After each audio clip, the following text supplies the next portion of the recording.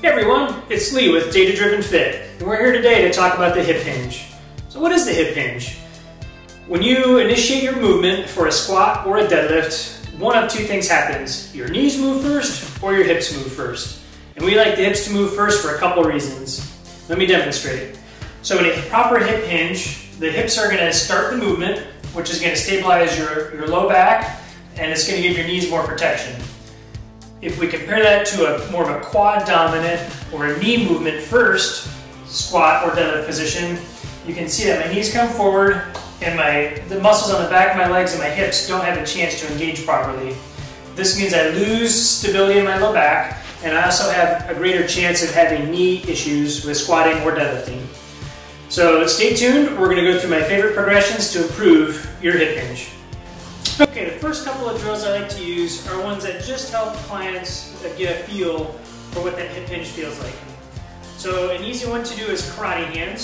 So you would think if someone was to come up and just karate chop you at the hips, you're going to break with the hips moving first. So just karate chop in, just getting a sense for what that feels like to get the hips to move first instead of the knees.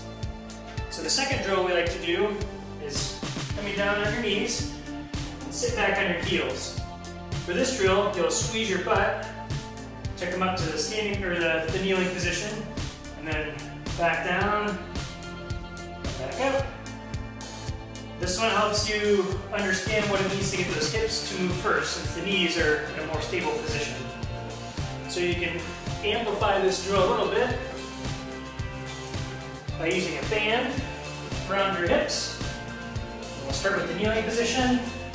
Same thing again. The band just gives you a little more feedback as to how you want those hips to move first.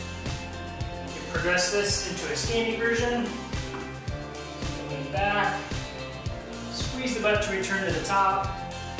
Back. And squeeze up again. So those are my 3 drills that I start clients with, and now I'll progress up to hip taps. Okay, so now we're on to hip taps. For this, you just need a wall. So you're going to stand 6 to 8 inches away from the wall, face forward, and reach back with your hips until you tap the wall, and then squeeze your butt to come back up to standing. Reaching back, coming up. So a couple things I'm doing, I'm keeping my feet flat on the floor, not making sure that the toes don't come up. I'm not thinking about my back at all. The angle of my back is just natural with the hips reaching back. Good. So I'm not staring at the floor. My knees aren't coming forward. I'm just reaching back at the hips. Everything else that moves is moving naturally with that pattern. Okay, so now we're going to take a look at the deadlift, and this is how I work on progressing people to get further into the deadlift while maintaining proper knee and back angle. So we'll use a step. This one is at 12 inches high currently. You're going to put your midfoot center at the edge of the box, and that's going to put the kettlebell directly beneath your hands. So with this, you're just going to reach your hips back, your hands will drop straight down, you'll grab the kettlebell and stand up, and then just reverse that process. Okay, from the side, line that foot up, toes can be pointed out slightly, hands are going to drop straight down, squeeze the butt to stand up, and repeat. So the cue I like to give with this one is to think about pinching a pencil between your arm and your side, and that will help engage some of the back muscles, and that'll keep your back a little bit more safe and stable. And it does that by engaging a large muscle on the back of your body. So stay tuned, we're going to drop the height and show you progressions from there. Okay, we made it. We've progressed from a 12-inch box, we're working all the way down to the floor.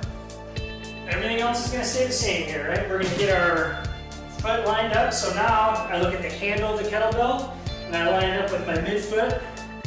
That's going to keep everything nice and lined up. I'm just going to reach straight down with my hands, squeeze my butt to stand up, and repeat.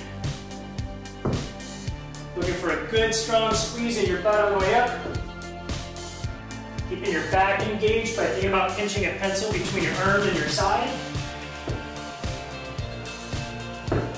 There we go. If you have any questions, feel free to reach out.